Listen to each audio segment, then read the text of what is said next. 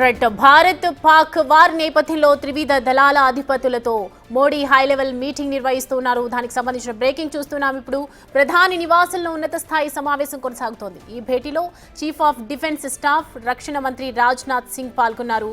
Operation Sindoor పై కీలకంగా చర్చిస్తున్నారు. అలాగే తర్వాత తీసుకోబోయే చర్యలపై కూడా సమాలోచనలు చేస్తున్నట్లు తెలుస్తోంది.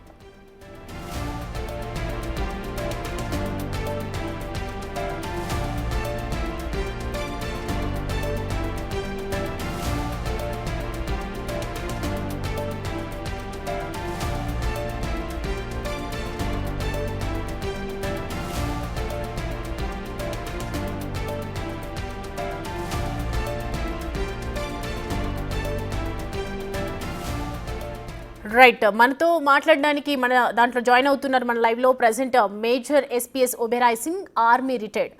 ఒబెరాయ్ సింగ్ గారు నమస్తే అండి. నమస్కారం అండి. చూస్తూ ఉన్నాము, ఇందాక మనం ప్రెస్ మీట్ కూడా చూసాము, విదేశాంగ మంత్రి అలాగే రక్షణ శాఖ మంత్రి. సో ప్రెసెంట్ అయితే మీటింగ్ జరుగుతోంది. దేనికి సంబంధించి అంటే సాధ్యాసాధ్యాలను పరిశీలించిన తర్వాత జరుగుతున్నటువంటి మీటింగ్ ఏ విధంగా ముందుకెళ్ళబోతోంది అంటారు? మేడం, ఫస్ట్ ఆఫ్ ఆల్ ఈ మీటింగ్స్ అన్నది వార్ జోన్లో చాలా చాలా ముఖ్యం మ్యామ్. బికాజ్ అన్ని త్రివిధలాలు army, air force and navy ఈ ముగ్గురులో కోఆర్డినేషను, అదేవిధంగా మినిస్ట్రీ ఆఫ్ ఎక్స్టర్నల్ అఫేర్స్ మధ్యలో కోఆర్డినేషను, అదేవిధంగా మన చీఫ్ ఆఫ్ డిఫెన్స్ స్టాఫ్ అయినా సరే ఆపరేషనలీ ఏమైనా ఇంపార్టెంట్ ఎక్విప్మెంట్ పర్చేజ్ ఏమైనా చేయాలా, ఇలాంటి అంశాల మీద డిస్కస్ చేయడానికే ఇలాంటి meetings on a day to day base నడుస్తాయండి.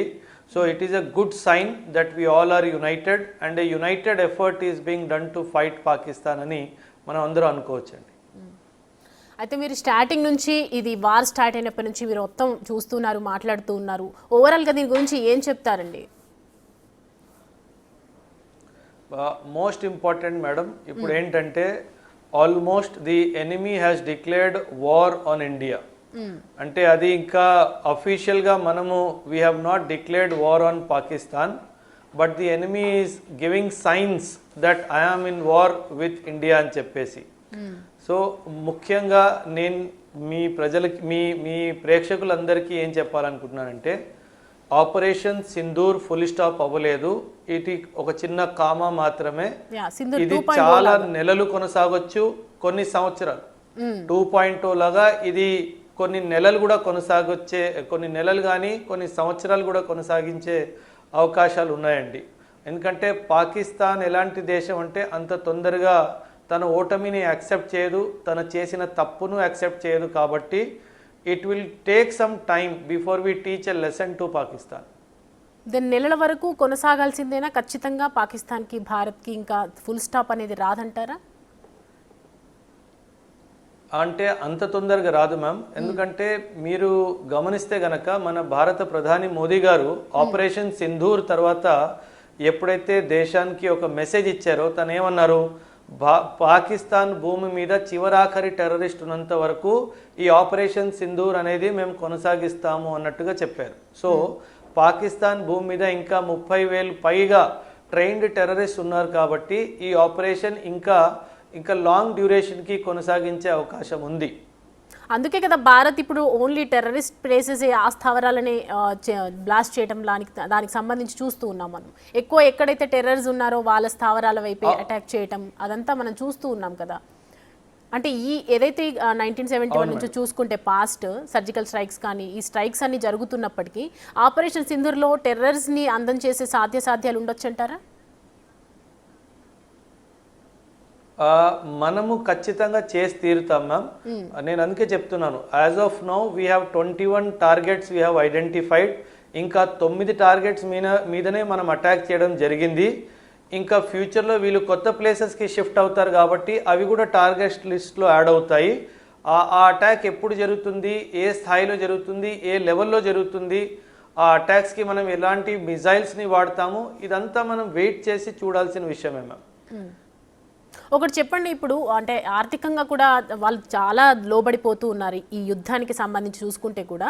గతంలో చైనా నుంచి తీసుకోవటం, ఇప్పుడు కూడా కావాల్సిన యుద్ధ సామాగ్రి కూడా చైనా నుంచి కొనుగోలు చేయటం, మిలియన్స్ పెట్టి దాన్ని తీసుకోవటము, ఇప్పటికీ మనం చేసిన దాంట్లో కూడా కొన్ని కోట్లు, వేల కోట్లకి నష్టం జరిగిందని చెప్పి వార్తలు కూడా వస్తూ ఉన్నాయి. దీనికి సంబంధించి అంటే ఫైనాన్షియల్గా ఇంత లోబడుతున్నా కూడా రేపటి రోజున పాకిస్తాన్ అనేది ఏంటి మరి? మేడం యాక్చువల్లీ కొన్ని విషయాలు మనం ఏంటి అర్థం చేసుకోవాలంటే, అమెరికా కానీ చైనా కానీ will not allow Pakistan to fail. పాకిస్తాన్ని కుప్పకూలనివ్వం మేము. ఎందుకంటే చైనాకి భయం ఏంటంటే, ఒకవేళ పాకిస్తాన్ కుప్పకూలిపోయింది అనుకోండి, ఇండియా అటెన్షన్ అంతా చైనా మీదకి వస్తుంది. That is not good for China. అదేవిధంగా అమెరికా కూడా ఒకవేళ పాకిస్తాన్ కుప్పకూలిపోతేను, నాకు సెంట్రల్ ఏషియా ఇన్ ఫ్యూచర్ నేను ఎప్పుడైనా దాడి చేయాలి, అటాక్ చేయాలి అనుకున్నా నాకు పాకిస్తాన్ మిగలదు. కాబట్టి వీళ్ళు ఏదో విధంగా ఏదో ఒక బెయిల్అవుట్ ప్యాకేజ్ లాంటిది ప్లాన్ చేసి మళ్ళీ పాకిస్తాన్కి పునర్జన్మని ఇస్తారు మేడం. కాకపోతే మన ఉద్దేశం ప్రస్తుతం ఏమంటే, పాకిస్తాన్ మళ్ళీ ఈ స్థాయిలో మన మీద దాడి చేయలేకుండా ఎలాగైతే వాళ్ళ ఎకానమీని మనం టార్గెట్ చేయగలమో అది మనం ఖచ్చితంగా అది చేస్తాం. దీనినే మేడం అట్రిషన్ వార్ఫేర్ అంటారు మిలిటరీ టర్మినాలజీలో. దీని అట్రిషన్ వార్ఫేర్ అంటే ఉన్న కాస్త రిసోర్సెస్ అన్ని పాకిస్తాన్ని కమిట్ చేయడానికి ఫోర్స్ చేసి పాకిస్తాన్ ఆర్థికంగా ఎందుకు పనికిరాని దేశంలో మిగిలిపోవాలనే ఉద్దేశంతోనే we will go for an attrition warfare. And ఎప్పుడైనా గుర్తుపెట్టుకోండి ma'am, attrition warfare will take long time to happen. ఇప్పుడు రష్యా యుక్రెయిన్ మధ్య కూడా జరుగుతుంది అట్రిషన్ వార్ఫేరే. అట్రిషన్ వార్ఫేర్ ఏంటంటే మేడం, ఇప్పుడు నేను ఇదే యుద్ధాన్ని ఇదే మొమెంటంలో ఒక 2 సంవత్సరాలు కొనసాగించాను అనుకోండి, పాకిస్తాన్ పూర్తిగా కుప్పకూలిపోతుంది.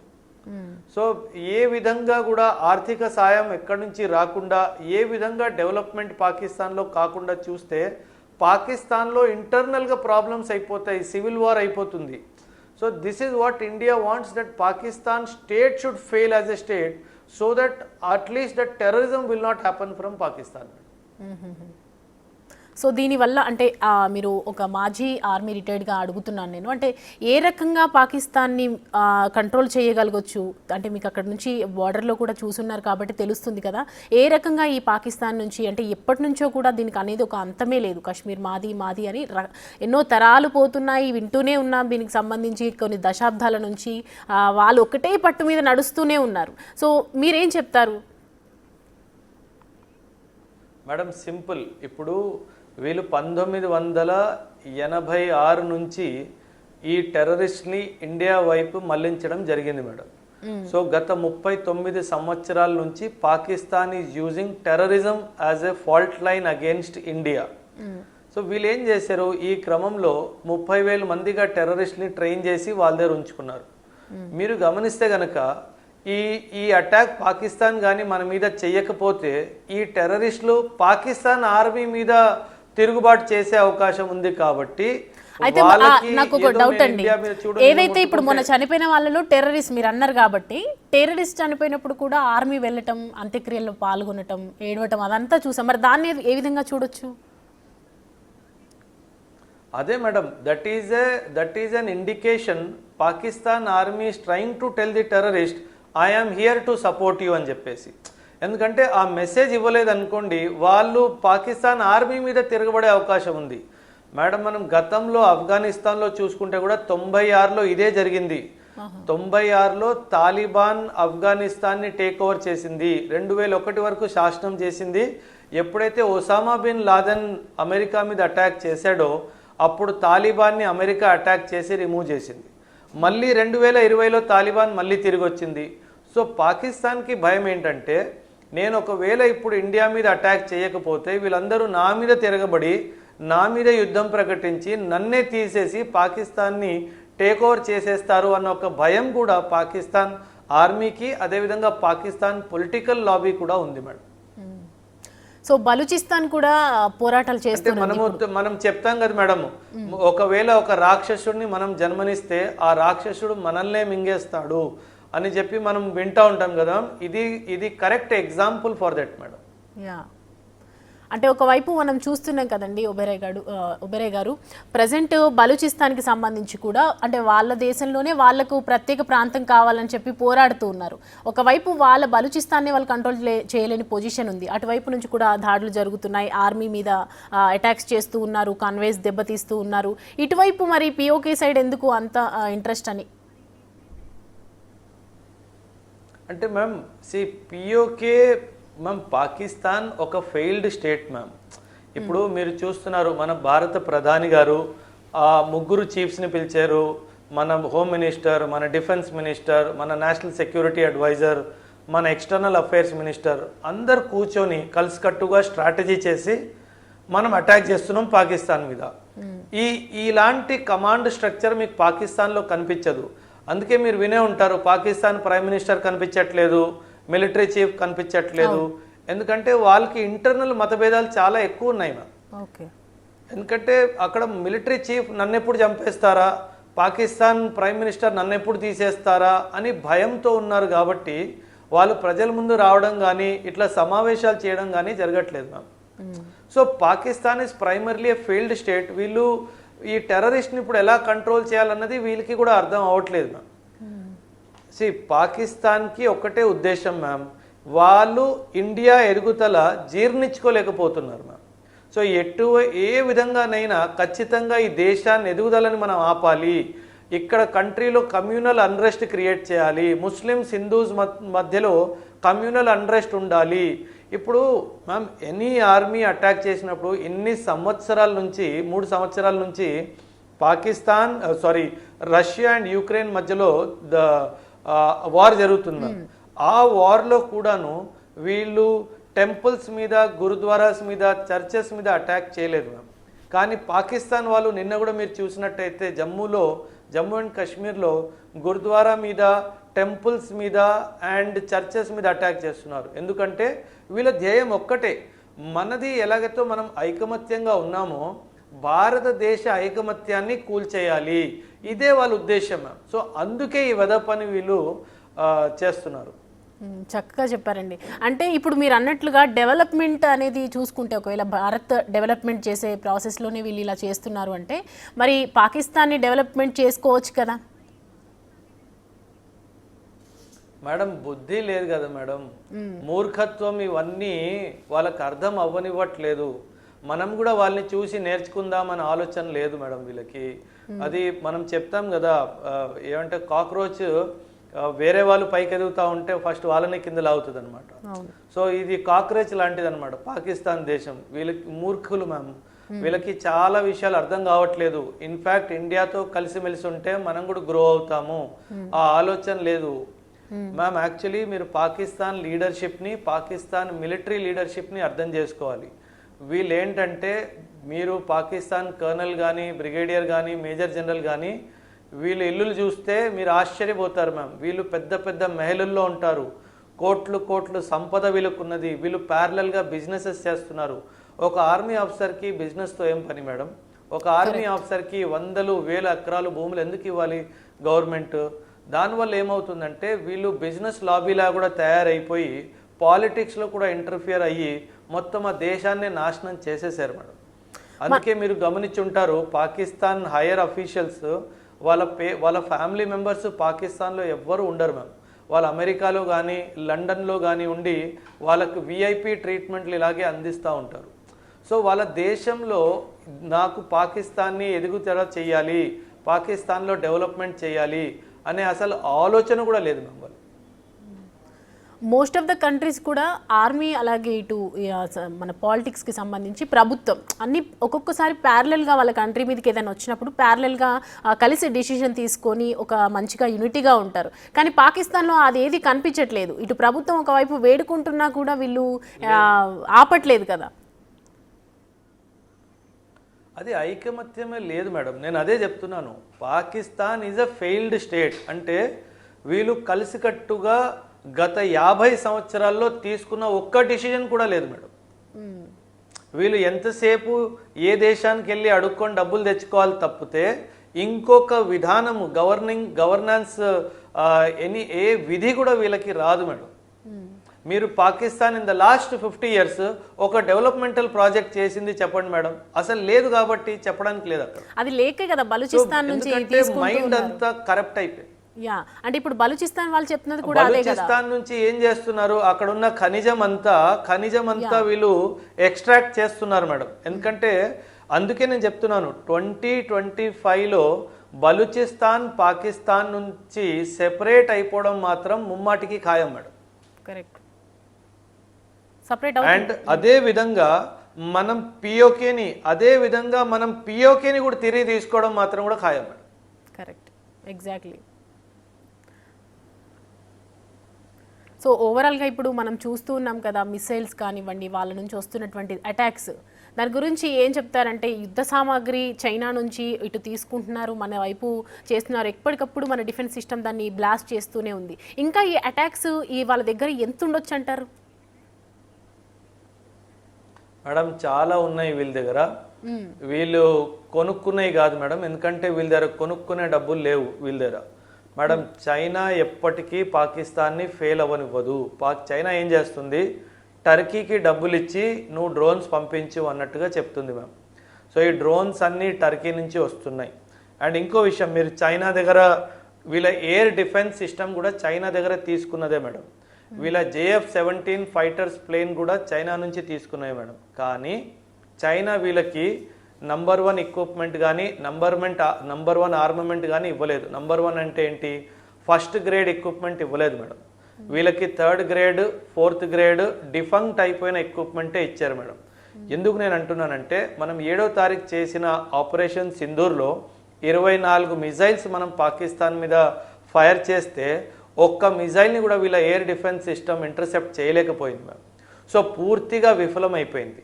ఇప్పుడు ప్రశ్న ఏంటంటే, చైనా పాకిస్తాన్కి ఫస్ట్ గ్రేడ్ ఎక్విప్మెంట్ ఎందుకు ఇవ్వలేదు? పాకిస్తాన్కి చైనా ఎప్పుడు కూడా ఫస్ట్ గ్రేడ్ ఎక్విప్మెంట్ ఇవ్వదండి. ఎందుకు ఇవ్వదంటే, చైనాకి తెలుసు పాకిస్తాన్ వెళ్ళి అమెరికా ఒళ్ళో కూర్చుంటుందన్న విషయం కూడా తెలిసిందే. సో చైనా భయం ఏంటంటే, నేను ఫస్ట్ గ్రేడ్ ఎక్విప్మెంట్ పాకిస్తాన్కి ఇచ్చేసాను అనుకోండి, ఆ ఎక్విప్మెంట్ పాకిస్తాన్ అమెరికాకి ఇస్తే మాత్రము అమెరికా వాడు రివర్స్ ఇంజనీరింగ్ చేసి దానికి కౌంటర్ నా మీద వాడే అవకాశం ఫ్యూచర్లో ఉంది. కాబట్టి అందుకే చైనా వాడు పాకిస్తాన్కి ఫస్ట్ గ్రేడ్ ఎక్విప్మెంట్ ఇవ్వలేదు మేడం. సో ఇక్కడ చైనా పాకిస్తాన్ని మోసం చేసింది అన్న విషయం కూడా పాకిస్తాన్కి అర్థం కావట్లేదు. దెన్ చైనాకి తెలీదా, అంటే భారత్ తోని అటాక్ చేస్తుంది, ఇప్పుడు మనము ఓన్లీ టెర్రరిస్ట్లపై అటాక్ చేస్తున్నాము, వాళ్ళేమో మన ఆలయాలు కావచ్చు, స్కూల్స్ అని, హాస్పిటల్స్ అని, అంటే హ్యూమానిటీ అనేది లేకుండా బిహేవ్ చేస్తున్నారు కదా, రేపు మనపై రివర్స్ అవుతుందన్న భయం ఏమి ఉండదంటారా? ఒకవేళ నిజంగా అమెరికా పక్షాన వెళ్తే, అమెరికా సపోర్ట్ కనుక ఉంటే చైనా మీద అటాక్ చేయొచ్చు అన్న భావన లేదంటారా వాళ్ళకు? అందుకే మేడం వీళ్ళు డైరెక్ట్గా సపోర్ట్ చేయట్లేదు. డైరెక్ట్ సపోర్ట్ ఏంటంటే, చైనా వాడు చైనీస్ ఆర్మీ పంపించి పాకిస్తాన్ భూమి మీద నుంచి మన మీద యుద్ధం చేయడు. సో వీళ్ళేమంటారంటే, నేను తనకి డబ్బులు ఇచ్చాను, ఆ లోన్ కోసం వచ్చాడు, నేను ఇచ్చాను, ఆ డబ్బులు తను దేనికి వాడుతున్నాడో నాకేంటి సంబంధం అన్నట్టుగా మాట్లాడతారు. రెండో విషయము, వెపన్స్కి ఎక్విప్మెంట్కి వస్తారా, వాడు కొనుక్కుంటా అన్నాడు, నేను అమ్మాను, దాంతో తను ఏం చేస్తున్నాడో నాకేం సంబంధం. సో వీళ్ళు ఇండైరెక్ట్గా సపోర్ట్ చేస్తారు కానీ డైరెక్ట్గా ఎప్పుడు సపోర్ట్ చేయరు. అంటే మీరు నేను అడుగుతున్నాను మిమ్మల్ని, అంటే నార్మల్గా ఇప్పుడు కొంతమంది దేశాలు అమెరికా తరపు నుంచి కావచ్చు, కొన్ని దేశాలు కావచ్చు, మీరు ఆపేయండి, ఇంకా ఒక దగ్గర కూర్చోండి, అంటే నార్మల్గా సంయమనం పాటించండి అని చెప్తూ ఉన్నారు కదా. ఈ సిచ్యువేషన్లో అక్కడ బార్డర్లో ఆర్మీ ప్లాన్ ఆఫ్ వ్యూ ఎలా ఉంటుంది? అంటే రగిలిపోతూ ఉన్నారు కదా, మా దేశంలో ఉన్నటువంటి అమాయకులను చంపేస్తారా మీరు అని చెప్పి రివర్స్ అటాక్ చేస్తున్నారు, దాంట్లో ఒకరు ప్రాణాలు కూడా కోల్పోయారు. సో అంటే ఎలా ఉంటుందంటారు? మేడం అమెరికాని పూర్తిగా నమ్మడానికి వీల్లేదు మేడం. మనం గతంలో కూడా చూసాము, అమెరికా పైన ఒక మాట కింద ఒక మాట ఉంటుంది. ఖచ్చితంగా పాకిస్తాన్కి అమెరికా కూడా సపోర్ట్ ఇస్తుంది, ఆర్థికంగా ఇస్తుంది, యుద్ధాయుధాల విషయంలో కూడా ఇస్తుంది. ఎందుకంటే అమెరికాకి పాకిస్తాన్ అవసరం ఉంది, ఇప్పుడు ఉంది, ఫ్యూచర్లో కూడా ఉంది. కాబట్టి వీళ్ళు ఎప్పటికీ ఫ్రెండ్సే మేడం. అదేవిధంగా చైనా ఆల్సో. మీరు గతంలో చూస్తే కనుక పాకిస్తాన్ చైనా మీద ఒక స్టేట్మెంట్ ఇచ్చింది మేడం, మా స్నేహం ఎలాంటిది అంటే, it is sweeter than honey, it is deeper than ocean, it is stronger than steel అని చెప్పి స్టేట్మెంట్స్ పాకిస్తాన్ చైనాకి ఇచ్చింది మ్యామ్. అంటే మా స్నేహాన్ని మీరు ఎప్పటికీ విడిపించలేరు, దాన్ని తెంచలేరు అన్న ఒక మెసేజ్ ప్రపంచానికి పాకిస్తాన్ ఇచ్చింది మ్యామ్. సో ఖచ్చితంగా వీళ్ళు మనకు పైన ఏం మాట్లాడినా సరే బ్యాక్ సైడ్ నుంచి మాత్రం పాకిస్తాన్కి ఖచ్చితంగా సపోర్ట్ ఇవ్వబడుతూనే ఉంది. మీరు ఇంకో విషయం మాట్లాడారు, మన భారతదేశ సైనికులు సరిహద్దుల్లో చాలా చక్కగా కాపలా చేస్తున్నారు, ప్రతి దాడిని ఎదురుగా దాడి చేస్తున్నారు. ఇది వాస్తవం మేడం. మన ప్రతి భారత సైన్యుడు మన దేశం కోసం ప్రాణాలైన ఇవ్వడానికి సంసిద్ధంగా ఉన్నాడు మేడం. అదే అదే అదే సీరియస్నెస్, అదే కమిట్మెంట్ పాకిస్తాన్ ఆర్మీలో గతంలో లేదు, ఇప్పుడు ప్రస్తుతం కూడా లేదు మేడం. మనం బంగ్లాదేశ్ 1971 చూసుకున్నప్పుడు కేవలం 13 రోజుల లోపలనే 93,000 మంది ఆయుధాలు ఉన్నా సరే, వాళ్ళ దగ్గర వెపన్స్ ఉన్నా సరే వాళ్ళు ఆత్మ ఆహుతి మనకి చేసేసారు. They have surrendered in front of the Indian army. అంటే వాళ్ళకి ఆ ఫైటింగ్ స్పిరిట్ లేదు. ఎందుకు లేదు అంటే మేడం, ఆర్మీలో లీడర్షిప్ వీక్ ఉంది మేడం, చాలా వీక్ ఉంది. నేను చెప్పాను కదా, ఇంకా యుద్ధం పూర్తిగా స్టార్ట్ అవ్వలేదు మేడం. యుద్ధం పూర్తిగా స్టార్ట్ అయినప్పుడు సగానికి పైగా పాకిస్తాన్ ఆర్మీ వాళ్ళు యుద్ధ భూమిని వదిలేసి పారిపోతారు. ఇది గతంలో జరిగింది, ఇది వాస్తవంలో జరుగుతుంది. ఈ వార్ ఇంటెన్సిఫై అయితే ఖచ్చితంగా జరుగుతుంది. అంటే మీరు ఒక మాట అన్నారు, అమెరికా ఖచ్చితంగా పైన ఒక మాట కింద ఒక మాట. అంటే ట్రంప్ ఆల్రెడీ తేల్చేశారు కదా ఏ 2 దేశాలకి మేము సపోర్ట్ చేయము అని చెప్పి. మేడం వీళ్ళు మాటలు నేను చెప్తున్నాను కదా, ఇప్పుడు టెర్రరిజం ఇండియాలో ఈరోజు జరుగుతుందంటే దానికి అమెరికా కూడా కారణమే మేడం. ఎందుకంటే 1979లో ఎప్పుడైతే రష్యా ఆఫ్ఘనిస్తాన్ దాడి జరిగిందో అప్పుడు America, Pakistan and Saudi Arabia ఈ 3 కంట్రీలు కలిసి పుట్టించారు ఈ టెర్రరిజంని మేడం. సో వీళ్ళు America is to be blamed for terrorism in the world equally as Pakistan is to be blamed today. మీరు వెరీ రీసెంట్గా పాకిస్తాన్ డిఫెన్స్ మినిస్టర్ CNN ఇంటర్వ్యూలో ఒక మాట చెప్పాడు, we have done the dirty work for America for 2.5 decades అని చెప్పాడు. అంటే నేను నీ కోసమే ఈ టెర్రరిస్ట్ని తయారు చేశాను అని చెప్పి ఒక మాట చెప్పారు మ్యామ్. సో ఖచ్చితంగా దీనికి రెస్పాన్సిబిలిటీ అమెరికా కూడా వహించాల్సిందే మేడం. అండ్ ఒకవైపు ఇటు మనం చూస్తున్నాం కదా ప్రచారాలు, ఒకవైపు అసత్య ప్రచారాలు చేస్తూ ఉన్నారు పాకిస్తాన్. అంటే మనది S-400 మొత్తం ధ్వంసం చేశామని, వాళ్ళ సైడ్ ఇది అది అని రకరకాలుగా ప్రచారాలు అయితే జరుగుతూ ఉన్నాయి. కొంతమంది ఎఫెక్ట్ అయిపోతూ ఉన్నారు, నిజంగానే జరిగిందా అని భయపడుతూ ఉన్నారు. ట్విట్టర్ ఎక్కువగా చూస్తున్న వాళ్ళకి చాలా ఇంపాక్ట్ అవుతూ ఉంది ఇది. సో దీనికి ఏం చెప్తారు మీరు? మేడం దీన్ని యుద్ధరంగంలో ఇన్ఫర్మేషన్ వార్ఫేర్ అంటారు మేడం. అంటే తప్పుడు న్యూస్ని రూమర్స్ లాగా స్ప్రెడ్ చేసి ఎనిమీ మనోబలాన్ని కొట్టాలి. సో దీన్ని ఇన్ఫర్మేషన్ వార్ఫేర్ అంటారు మేడం. మన national security advisor Ajit Doval గారు కూడా ట్వీట్ చేశారు. ఏమన్నారు, ఎటువంటి తెలియని లింక్ మీకు వచ్చినా, ఎటువంటి కమెంట్ మీకు తెలియని సోర్స్ నుంచి వచ్చినా దాన్ని నమ్మడానికి వీల్లేదు అని చెప్పేసి. And you please follow the, ఎందుకంటే ప్రతిరోజు ఆల్మోస్ట్ ప్రతిరోజు 7వ తారీఖు నుంచి మీరు చూస్తున్నారు గవర్నమెంట్ ఒక బ్రీఫింగ్ ఇస్తుంది ప్రతిరోజు. సో మనం దాన్నే ఫాలో అవ్వాలి. అంతేగాని ఏ సోషల్ మీడియా నెట్వర్క్ కానీ, ఎనీ అన్నోన్ సోర్సెస్ కానీ, ఎనీ ఇంటర్నేషనల్ మీడియాని ఫాలో అవ్వడానికి అవసరం లేదు. మన గవర్నమెంట్ వెబ్సైట్, మన గవర్నమెంట్ ఇచ్చే బ్రీఫింగ్నే ఫాలో అవ్వాలి. రైట్, మీరు ఒక ఆర్మీ రిటైర్డ్గా ఇప్పుడు ఏం చెప్తారండి? అంటే ప్రజలకి చాలామంది ఇప్పుడు భయభ్రాంతులకు గురవుతున్నటువంటి సిచ్యువేషన్, అక్కడ కూడా కొన్ని ప్రాంతాల్లో అటాక్ చేస్తున్నారు కదా, మొత్తంగా రాత్రి కూడా అర్ధరాత్రి 1 గంట టైంలో సడన్ అటాక్స్ జరుగుతూ ఉన్నాయి. ఎంతోమంది భయపడుతున్నారు, పక్కకి వెళ్ళిపోతున్నారు, ఆస్తులన్నీ అక్కడ ఉన్న పలంగా ప్రాణాలు కోసం పరిగెత్తుతున్నటువంటి సిచ్యువేషన్. ఏం చెప్తారు వాళ్ళకి? మేడం ఖచ్చితంగా 5 రాష్ట్రాలు జమ్మూ అండ్ కాశ్మీర్, పంజాబ్, హర్యానా, రాజస్థాన్, గుజరాత్ పరిస్థితులు బాలేవు మేడం. మీరు చూస్తున్నారు నిన్న రాత్రి కానీ మొన్న రాత్రి కానీ UAVలతో మిజైళ్లతో పాకిస్తాన్ సివిలియన్ ఉండే స్థావరాల మీదనే అటాక్ చేస్తుంది. అది ఒక వాల్యూలెస్ ఆర్మీ కాబట్టి వాళ్ళు సివిలియన్ మీదనే అటాక్ చేస్తారు మేడం. కాకపోతే ఈ 5 రాష్ట్రాలు పక్కన పెడితే మిగతా భారతదేశం భయభ్రాంతులు అవ్వాల్సిన అవసరం లేదు. ఇప్పటి వరకు, ఈ రోజు వరకు, ఈ క్షణం వరకు ఏ ఒక్క మిజైల్ పాకిస్తాన్ది మన భూమి మీద వచ్చిందే లేదు. వాళ్ళని గాల్లోనే మన S-400 ధ్వంసం చేస్తుంది కాబట్టి మనం అసలు భయపడాల్సిన అవసరమే లేదు. సో కాకపోతే కొంచెం డ్యామేజ్ ఖచ్చితంగా జరుగుతుంది. అది వార్లో ఇంకా యాక్సెప్టబుల్ డ్యామేజ్ లిమిట్స్ ఉంటాయి, అది మనం ఇంకేం చేయలేము. అందుకే అంటారు madam, we can choose our friends but not our neighbours అని చెప్తాం.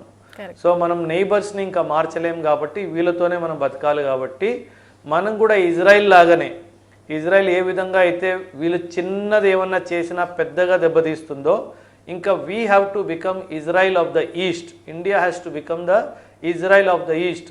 అక్కడి నుంచి ఒక్క బాంబు వస్తే మనం 100 బాంబులు వేయాలి మేడం. అప్పుడే వీళ్ళకి బుద్ధి వస్తుంది, అప్పుడు దాకా వీళ్ళకి బుద్ధి రాదు మేడం. రైట్, థ్యాంక్ యూ అండి. Thank you for joining with us. Oberoi గారు చక్కగా మాట్లాడారు. Thank you.